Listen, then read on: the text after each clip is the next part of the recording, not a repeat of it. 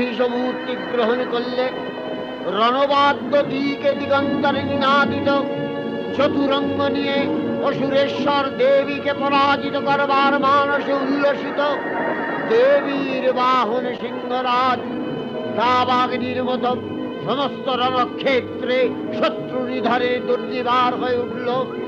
নানা প্রহরণধারিণী দেবী দুর্গা মধুপান করতে করতে মহিষাসুরকে সদম্ভে বললেন, কার্য কার্য স্খলন মূঢ় মধুয়াবৎ পিবাম্যহম মায়াক্তৈ হতেত্রৈব গর্জিষ্যন্ত্যাশু দেবতা।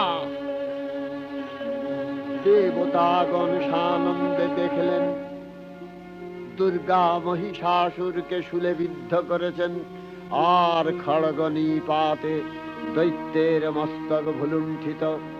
তখন অসুর নাশিনী দেবী মহালক্ষ্মী